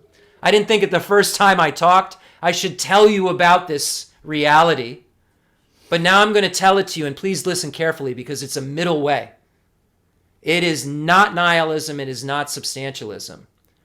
But things that I said before, external phenomena that I posited before, had some sort of intrinsic nature or some sort of defining characteristics other than the subject defining it, it wasn't true. There's nothing permanent or impermanent that has any inherent existence. And that's the view we have to find. And that's not a view you're going to find today unless you have some special imprints like Milarepa. But this is a view that we have to keep grinding away at and trying to find how we can exist, but not exist objectively. How our self is here, Jeff's talking, but the Jeff talking is only a subjective kind of imputation in terms of the power of it coming into being. This self, this Jeff. And then we start to look for this Jeff. We start to say, as Rinpoche used to say, is Jeff my head? Is Jeff my hand? Is Jeff my other hand? Is Jeff my torso? Is Jeff my feet? Is Jeff my blood? Is Jeff any of the elements of the earth? Any of this body's bones or any of this rigidity? Is any of that Jeff? And we can't say this finger is Jeff. We start to search the earth element for Jeff and we don't find it. And then we say, is the blood, is the fluid that's running through my body Jeff? No, that's not a male or female. Jeff's real specific. Jeff's not fluid. Is Jeff my water element? Is the warmth of Jeff? Is my heat element Jeff? Is that warmth that keeps me at 98 degrees? Is that warmth? Is that heat element Jeff? Is the wind running through my body? Is the breathing Jeff? Is that just wind? Am I just wind? Doesn't seem like it because there's noise. Am I just wind? Okay, so that's not Jeff. And then I say, is it the spaces maybe where the wind goes through, or is it the space, or just the particles of space, right? Just the space of my body. Somehow, am I space? I don't think so. Space isn't talking to you right now. I can't be space. Am I consciousness? Am I just my mental consciousness? Is Jeff Allen my mental consciousness? Well, Jeff Allen's a boy and has hands. So where is this Jeff Allen that I find to be so singular and arisen from itself? Sit there for a second. Where is Jeff Allen? I just went through all the things. Now you see them all come back. You see the consciousness come back. You see the space come back. You see the wind come back. You see the heat come back. You see the water come back. You see the earth come back. And there's Jeff. But there's no findable Jeff that exists independent of that collection that I just named as Jeff. That's what the Heart Sutra is talking about.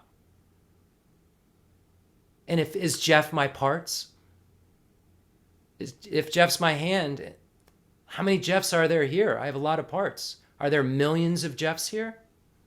No, Jeff is merely a collection, parts coming together that then subjectively I bring into being through this name of Jeff and believe there's some inherent existence. This findable Jeff that's the ruler of the universe. But Jeff's here talking to you. So you can't say Jeff doesn't exist. And that's the middle way. Jeff exists, Jeff's talking to you. But when you try to find Jeff, you can't find Jeff until you just see dependent origination and arisal. And namely, name. The power of name. The power of labeling. Jeff who is happy, Jeff who is ugly, Jeff who is handsome, Jeff who has on a nice shirt today. All these things then come into all this collection of stuff in my mind that I then label as this. Then I look at you and I label you like that. I see all this collection and then I subjectively say, okay, I have this picture of you in my mind that I then label as this, and then my mind is like, that's who you are. You exist from your own side like that, just like I exist from my own side like this. But neither of us are findable. But both of us are talking. That's the middle way. Okay, let's talk about the Lamrim Chemo a little bit. And then we will move on forward with our new year.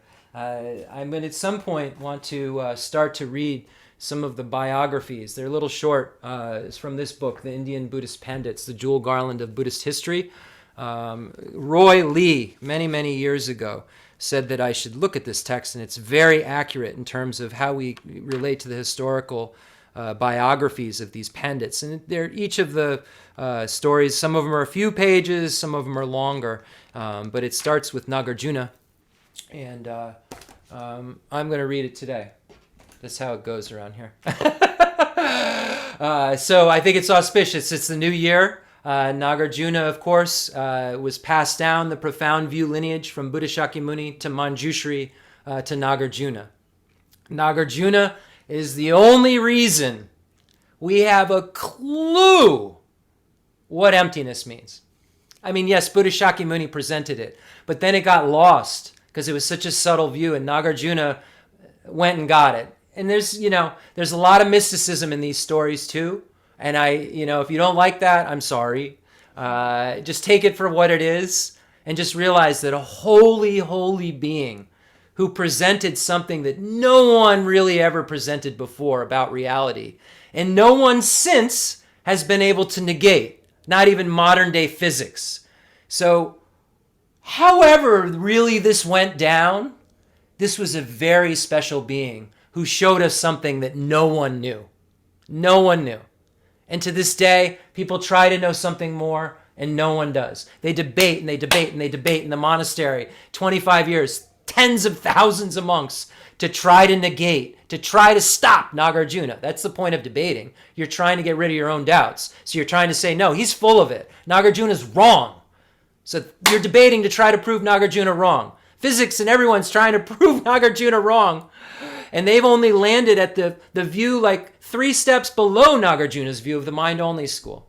That the actual, we find in the extensive deeds lineage passed down. The lower view. So really rejoice that we know this master Nagarjuna's name.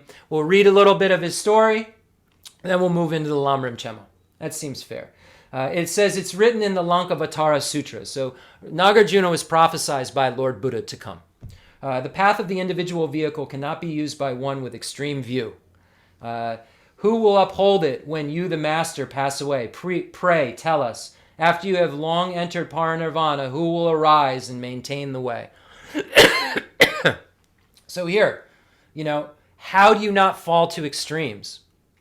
Buddha, who is going to elucidate this? When you leave this world, this is a subtle view. You became enlightened and said, this view I've found, I don't think anybody's going to get it. You said that yourself. Who's going to make sure that we know what the world knows what you're talking about? And Buddha Shakyamuni prophesizes that Nagarjuna will arrive.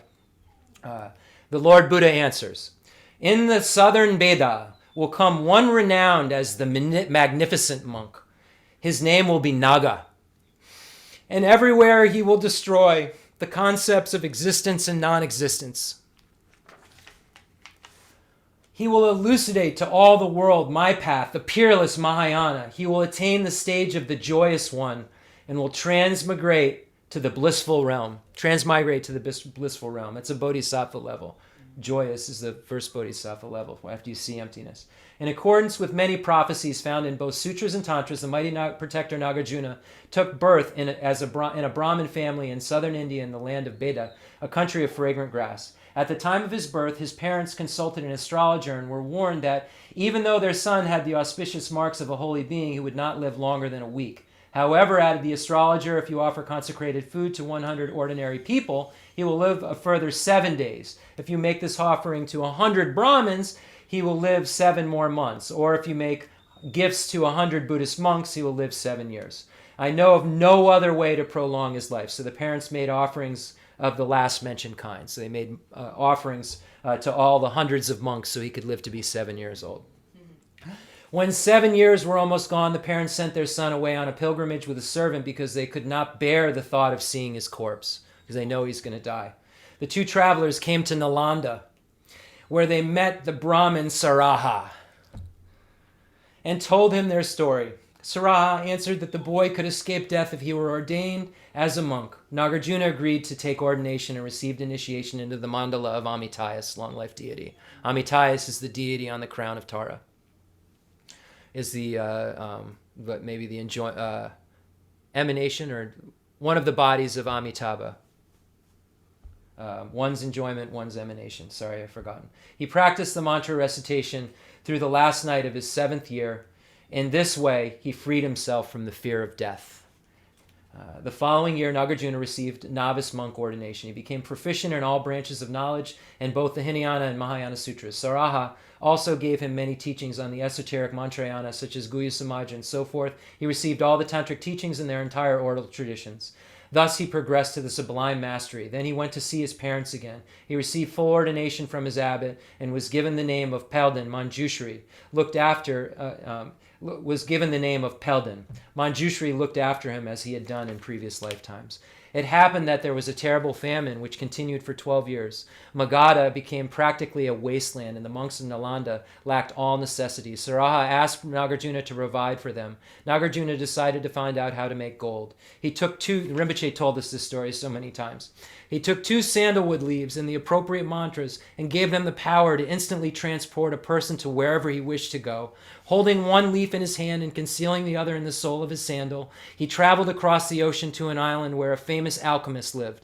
Nagarjuna requested instructions in making gold. Now the alchemist realized that Nagarjuna must have come across the water by a secret technique. So hoping to acquire this secret, he said, "Let's exchange our crafts together. Let me learn how you got here, and I'll teach you how to turn everything into gold." And Nagarjuna answered and gave him the leaf he held in his hand. The alchemist, thinking that Nagarjuna was no longer able to leave the island, taught him how to make the gold. So Nagarjuna said, "Oh, it's all in the leaf. Here you go." And then the person who was trying to keep, this secret, the gold making elixir trick secret, thought, "Oh, well, he can't leave the island anyway. He can't, take this trick elsewhere." Then Nagarjuna, by means of the sandalwood leaf he had left in his sandal, returned to India. So he had another one in his other sandal. Then he turned a lot of iron into gold and provided the whole Sangha with beneficial and prosperous environment. Later he became abbot of Nalanda. He brought honor and recognition to those monks who exemplified the 3 higher trainings. Both those who violated the precepts he expelled, but those who violated the precepts he expelled. A bhikshu named Sankara wrote a text called Ornament of Knowledge, a 12,000 verses ridiculing Nagarjuna's teachings, but Nagarjuna refuted this with direct logic. He also refuted other texts of perverted teachings, such as the Shravaka Senda's text asserting the invalidity of the Mahayana. He also defeated 500 non-Buddhists in debate, bringing them to the Buddhist doctrine. Thus he destroyed many perverted views. Thus is said to be the first of Nagarjuna's 3 great deeds. Once, when he was teaching the vast Dharma of the Tripitaka in depth to his students, 2 Nagas disguised as humans came to receive his teachings. Rinpoche told this so many times. 2 children show up and they're at his teachings. A fragrance of sandalwood pervaded the vicinity and disappeared. Nagarjuna inquired about the cause of this. They replied, "We are the sons of the Naga king Taksaka. We have anointed ourselves with the essence of sandalwood in order to protect ourselves from the smell of human beings." Nagarjuna said, "Please give me sandalwood to make a statue of Tara and help me build a temple." The 2 Nagas agreed to ask their father and left. The next day they returned with an answer. "If the Acharya comes to the land of the Nagas, we will do whatever he asked. Otherwise, we can do nothing." So Rinpoche used to tell the story that the kids had their mouths covered. He smelled sandalwood and these children had their mouths covered. And Nagarjuna went to the kids and said, "Why are your mouths covered?" And they said, "Well, our mouths are covered because we're Nagas and our breath is poisonous to human beings. So we're afraid we don't want to poison humans." So Nagarjuna, all of this occurs where he asks for the sandalwood to make the Tara statue, but says, "Come tomorrow like a Naga. You don't have to come in disguise. Don't worry about your breath." And then the children, go back to the Naga land, and then we'll take the story from here.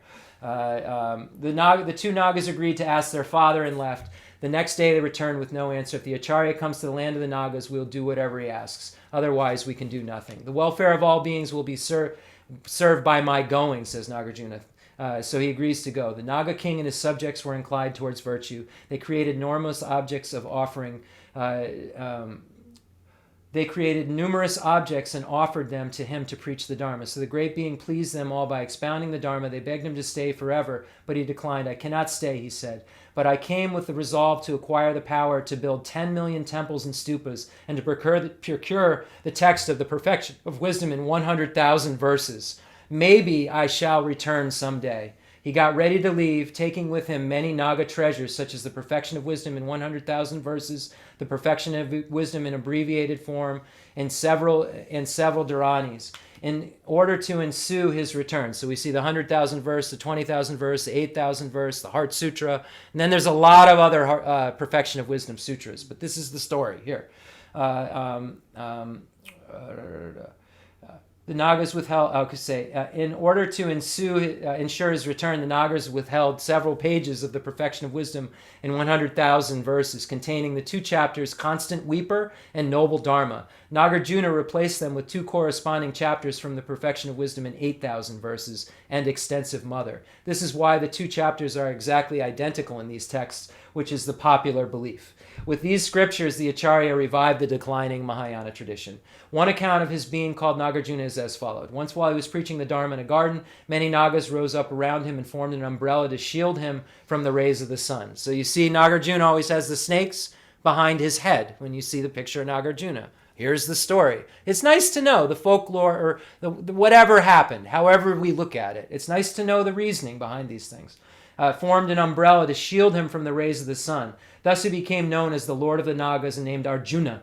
And the name Arjuna was added to this because he spread the Mahayana doctrine as quickly and steadily as the archer Arjuna released arrows from his bow. Another account states that he became known as Nagarjuna due to his practice of subduing spirits by means of mantra, crass of the goddess Krula. The Acharya then went to Pundarvana, where he, by means of alchemy, he practiced much giving and helped on an old Brahmin couple turn their minds to the Dharma. Once when the Acharya was considering turning a bell-shaped rock into gold, an emanation of Tara in the form of an old woman appeared to him and said, "More important than these activities is taking up meditation on Sri Parvata." So shortly after that, the Acharya meditated on Aryatara.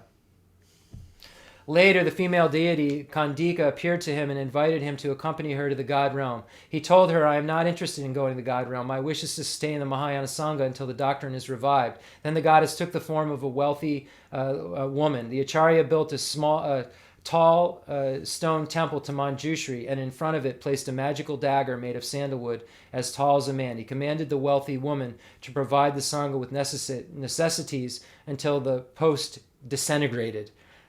For 12 years, she supported the Sangha. Eventually, a serving monk of novice rank approached her for sex. At first, she gave him no response, but as he repeated his advances, one day she replied, "When that wooden dagger is destroyed, you can sleep with me." Upon hearing this, the novice monk burned it, and immediately the goddess disappeared. Because of this incident, the Acharya established 180 Mahayana Dharma centers on the premises of the 108 temples that he had erected previously. In each of these, he placed a statue of Mahakali, entrusting it with the responsibility of protecting the Dharma. At another time, when elephants were damaging the Bodhi tree at Bodh Gaya, Nagarjuna erected 2 pillars behind the tree, and these protected it for many years. However, the elephants began to harm it again. So on each of the pillars, Acharya placed a statue of Mahakala holding a club and riding a lion. This was effective for a few years more, but then the damage started again. This time he surrounded it with a great number of stone pillars, and on top of the great stupa, behind the tree, he placed a small stupa containing a bowl full of the relics of the Buddha. Outside the circle of stone pillars, he built an additional 108 small stupas. On another occasion, Bodh Gaya was threatened by floods from the south. Nagarjuna carved 7 boulders into images of the Buddha with their faces towards the flood. These acted as a dike and stopped the waters. After this incident, Nagarjuna built many temples and stupas throughout the country, especially in the 6 great cities of central India. Nagarjuna realized that very few had perfect, fully realized understanding of the ultimate mode of existence, the actual meaning of the perfection of wisdom scriptures. Further, he realized that if this ultimate mode of existence is not perceived, then there is no way to cross over to liberation. So we know you have to have the Madhyamika Prasangika view that Nagarjuna expounds to achieve an abiding nirvana of a Hinayanist or Buddhahood. There is no partial emptiness to know. You have to understand ultimate reality completely, no matter what. Therefore, he composed the 5 treatises on reasoning to elucidate the famous Madhyamika doctrine that although not even the smallest atom exists substantially, the conventional truth of the infallible karmic law is incontrovertible, and that unwholesome and wholesome actions result in suffering and happiness, respectively. So this is what we talk about all the time. You have to see how karma still works with emptiness, or you don't understand emptiness. For 6 months, the Acharya and thousands of his students practiced taking the essence on Mount Usri. A Mahasiddhi named Sinkipa, or Shringipa, which means the one with a horn, touched the essence of pill to his head, but did not swallow it. Acharya Nagarjuna asked him the reason for this, and Sinkipa realized that he did not need the pill because he had attained the siddhi, which he could demonstrate if they would bring him many pots of full water. So they set a great many pots of water out, and the Mahasiddhi put a drop of his urine into each pot, turning all the water into gold. The Acharya had the elixir as a rare treasure for sentient beings of the future. When he first met Nagarjuna, this student was very dull-witted, incapable of memorizing even a single verse of the scriptures. The Acharya had jokingly told him to meditate on having 2 huge horns on his head. The student took these instructions literally, and because of the intensity of his concentration, a set of horns appeared that could be felt and seen. They grew so large that eventually he could not even get out of his cave. Then Acharya instructed him to visualize himself as having no horns. The student then did this. The horns disappeared. Nagarjuna imparted certain especially profound tantric practices to him and told him to continue meditating. So when your mind is able to concentrate single-pointedly on something, then it can be pointed at anything you want it to be pointed at and focused on that single-pointedly. So Nagarjuna said, he was able to get single-pointed concentration by meditating on horns, then no horns, then he could do it as a deity. He could become the deity. Nagarjuna imparted certain especially profound tantric practices to him and told him to continue meditating. Soon the student attained the city of Mahamudra and so became known as the Mahasiddhi Sinkipa. The Acharya set out on a journey to the northern continent. On the way, he saw some children playing and reading their palms. He foretold one of them that he would become a king.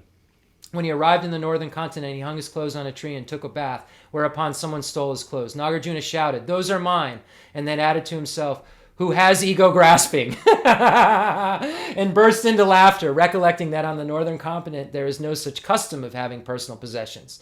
When he returned to the southern continent, so they're different. When we do the mandala offering, the southern continent, the northern continent, these are different lands. So Nagarjuna went to the northern continent. People don't have possessions there.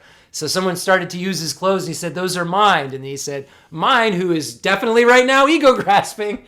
Anyway, Nagarjuna stayed as a personal tutor to the king for 3 years. In accordance with the earlier advice of Tara, he went to live in the south at Sri Parvati. And there he took up intense practice, turned the wheel of both sutra and tantra, and composed many texts, including the practice of the Dharma Dhatu. Acharya's works are divided into 3 categories, and we're almost done here. The collection of advice, including the Garland of Jewels, a friendly letter, 100 wisdoms, tree of wisdom, etc. The collection of praise, such as the praise of Dharma Dhatu, the praise of that beyond the world, praise of the inconceivable, praise of the ultimate. The collection of reasons, which are the 5 treatises already mentioned, fundamental text on the middle way, etc. Further, in order to establish the meaning of the sutras through the oral tradition, Nagarjuna wrote synthesis of all the sutras, synthesis of points of the graduated path. Also, he composed many tantric works, including Summary of the Guhya Samaja Sadhana, Compendium of Sadhanas, Commentary on the Bodhi Mind, 5 Stages of Completing Stage, an account of the breadth of the profundity of his teachings. Nagarjuna was so deep that he became known as a second Buddha. His 3 great deeds were as follows. His teaching on the Vinaya is equal to the Buddha's first turning of the wheel of Dharma. His teaching on emptiness, as reflected in the 5 treatises on reasoning, is compared to the Buddha's second turning of the wheel of Dharma. And his exposition and composition of such text as the praise of the Dharma Dhatu is equal to the Buddha's third turning of the wheel of Dharma, where we see the Buddha nature being taught. Acharya gave teachings on the Vinaya about at the same time that Bhattakaras, Nanda, Paramahansa, and Samyukatra were advancing the Chittamantran philosophy and composing their numerous treatises. Again, the third turning of the wheel of Dharma is where we find the Chittamantran philosophy taught. These 3 are sometimes referred to as the early Yogacharans, while Asanga and his brother Vasubandhu are known as the later Yogacharans. So in these ways, Nagarjuna greatly benefited the Dharma and sentient beings. However, Mara and his forces could not tolerate this situation. Interesting, you always think of Mara as a female, but Mara is actually a male person. And when we look at Mara, as a person, it's a male who emanates characters. And so it happened that a certain queen gave birth to a son who has an evil disposition. He was named Kumara Sakya. One day she offered her son an extremely rare and precious silk robe, but he refused it, saying, "Keep it for now. I shall wear it when I become the ruler of the kingdom." She replied, "Your father's life is linked with that of the Acharya Nagarjuna, who has attained the city of immortality. As long as he lives, your father cannot die. Therefore, you will never rule the kingdom." The son cried with frustration. The queen could not bear this unhappiness and begged him not to weep, saying, "The Acharya is a bodhisattva. If you ask him for his head, he would certainly give it to you. Your father cannot then live long, and you can inherit the throne." Accordingly, the prince went to the Acharya's cave, asked him for his head. Nagarjuna consented, but although the prince struck with his sword again and again, the Acharya's neck could not be severed. Nagarjuna said, "Once," and here, this is a teaching on karma. The karma doesn't go away. "Once when I was cutting kusha grass, I cut off the head of an insect. The consequences of this evil action can still bear effect on me, and you could easily kill me with a blade of grass." The prince tried this, and at the first stroke, cut off Acharya Nagarjuna's head. Milk, not blood, poured out of the severed head. "Now I go to Tashita, but later I shall return in this very same body." The prince, afraid that the head will rejoin the torso, threw the head far away, because Acharya had practiced taking the essence, the body and the head turned into stone. And it's said that Nagarjuna's head slowly but surely moves closer to its trunk, and that eventually the two will reunite. Then the Acharya will enter his body again and once more will perform vast deeds for the benefit of all sentient beings. The belief that Nagarjuna lived more than 600 years is based upon the following prophecy from Manjushri's root tantras. 400 years after I, the Tathagata, have passed on, there shall appear a monk known as Naga. He will have great faith in the Dharma and will bring immense benefits. He will attain the state of very joyful one and will live 600 years. Among Nagarjuna's students, 4 were primary spiritual sons and 3 were close sons. The 4 primary sons were Sakyamitra, Nagabodhi, Aryadeva, Matanga. The 3 close sons were Buddhapalita, Bhavavega, and Ashvagosha. Okay, we did it. So that's just a little bit about Arya Nagarjuna. We'll end there. We don't need to get any further into more information. I think that you have enough information today to start your new year with. But I really want to say, please practice these teachings. Even if it's 10 minutes, 15 minutes a day, divide it into a little bit of time to get your mind to be able to focus and concentrate, focusing on the breath, focusing on an image, really training your mind to focus well. And some of that time, more of that time focused on studies in the initial stages to really, really know what you're trying to get at in your meditation. If you aren't learned, if you don't have an understanding, you see all these texts behind me. I didn't really like school. I didn't like studying very much. But as I studied the Dharma more and more and more, I saw it was so subtle and there was so much to know, and it worked so well that the more you know about it, the less error you will have, And the less error you have, the quicker your mind will start to mature, and it will convince you. No one has to convince you. You will convince yourself that this stuff works, because it does. And if it's not working, you are not applying it to your life. You're not meditating on these things if it's not working. And that's just it. It should be producing some sort of change within you, even if it's the tiniest degree. It should be producing some sort of change. And if it's not, you need to look at what practices you're doing, how often you're doing the practices, and how consistently you're doing the practices. Because consistent practice, nothing, Tisha said, becomes more difficult through practice. So if you consistently practice, it should become easier. And if it's easier, then your mind is easier. If your mind is more at ease, then your life is easier. So give it a try. If you're attached to this life, you are not a spiritual practitioner. If you are attached to samsara, you have no renunciation. If you are attached to your own self-interest, there is no bodhicitta. If there is grasping, you do not have the view. Enthused by great compassion, you taught the immaculate Dharma to dispel all perverted views. To you, the Buddha, Gautama, I pay homage. And we see that quote I read, that's from the end of Nagarjuna's root wisdom text, the Mulya Madhyamika Karika, where he says that.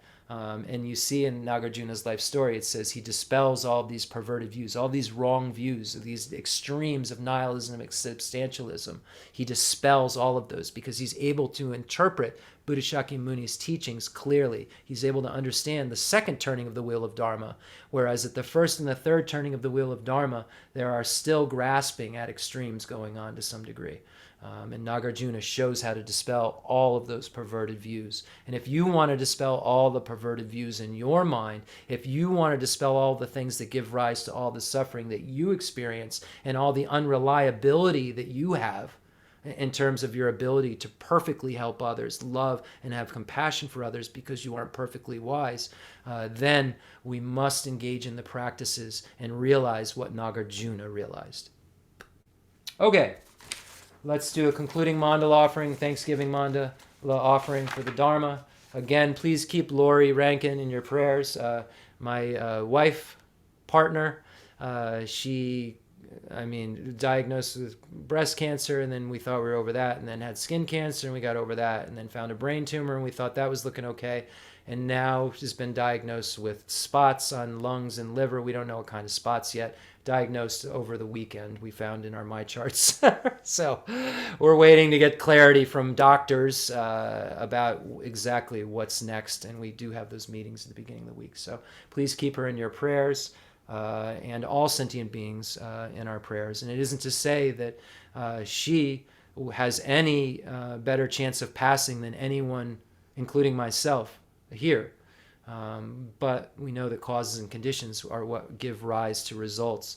And we want the result, in the case of Lori, to be a long life. So may we pray that she has all of those causes and conditions. And we have all of the heavy hitters out there praying. So, if there is a solution, as Shantideva said, we mustn't worry. And if there isn't a solution, we mustn't worry, because there's nothing that worrying will do to change something that can't be changed. So we need to pray that we create the causes and conditions so that there is an intervention there. If it's not a definite karma can be manipulated. Let's manipulate that karma and change it into a long life situation instead of a short life situation. So, and may all sentient beings abide in a state of happiness and not even have to have even the suffering of the slightest headache in terms of physical suffering and the slightest level of neutral ignorance in their minds. May they all just be free of all those disturbing states, because even that neutral state of mind that's sitting in ignorance is disturbed because it's not seeing things right. May all sentient beings be free from every single disturbing state of mind, and not only be free from those disturbing states of mind, but those imprints of those disturbing states, so that everyone can have fearlessness and infinite happiness and bliss and never have to suffer again. The fundamental ground is scented with incense and strewn with flowers, adorned with Mount Meru, the four continents, the sun and the moon. I imagine this as a Buddha land and offer it. May all sentient beings enjoy this pure realm. I dedicate whatever virtues I have collected for the benefit of the teachings and of all sentient beings, and in particular for the essential teachings of Venerable Losang to shine forever. I send forth this jeweled mandala to you, precious Guru. I dedicate all this virtue to emulate the knowledge of the hero Manjushri and likewise Samantabhadra as well. With whatever dedication is praised as supreme by all the conquerors who traverse the three times, I also dedicate all my roots of virtue for the sake of auspicious deeds.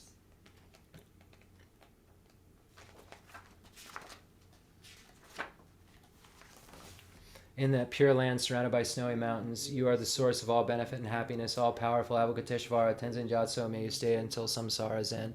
Ngangri rawe gorwe jinyandir bendan dewa malu jongwe ne Genrezi wan in yazoi Javezi de badu den yoji Mimeze we dujin genrezi jime jembe wambo jambi andibo mali jumze zawe da kanjin gibi sojin sokabalo zandra bijala zowa de. Any mistakes I have made, I apologize. Om benzo sato samayama nabalaya benzo sato zino bajita dita meva zuduka meva zubuka meva anurada meva zavazini meva raja zavagama suji make jim shuyan kuru maha om bhagavan zavadata kata benzo mama mugam benzo baba maha samaya sapa om fade. And all my lives may I never be separated from Kensur Geshe Wandak. May we never be separated from Kensur Geshe Wandak. May we create all the causes and conditions to keep that relationship solid, whether he or she chooses to show us their form in ordinary form or in our worlds, or when we become Arya Bodhisattvas, may we meet him or her in the enjoyment body, and in all our lives never ever separate from this holy being and then become Buddhas quickly and help him or her lead every single sentient being out of this wretched place called samsara to a place where there's no fear and only bliss. Happy New Year, everyone. May this year be filled with virtue, the wisdom arisen from hearing, from analysis, from meditation. Do not be satisfied with partial instructions. Remember what Lama Tsongkhapa said. First, I engaged in extensive learning. Then all the teachings dawned on me as instructions. Then day and night I practiced and dedicated all of the virtue to the proliferation of the Dharma. Thank you. Have a wonderful week, everyone. We'll see you on, today's Sunday, right? See you on Thursday night at 7:30 for the class. So good to see all of you. I think of Rinpoche. When I see your names, Rinpoche just comes so much even closer in my mind because we were all together with him. And I know you loved him so much and love him so much. And I feel his presence, at all times in my life. But I just wish he was standing here. And I wish I could laugh with him and tell him a joke and get him to chuckle. And I just wish he was here. But birth, aging, sickness, and death, separating from the pleasant. You sick of it? Do what we just talked about, because I am. Thank you. Happy New Year, everyone. Happy New Year. Thank you. Thank you so much.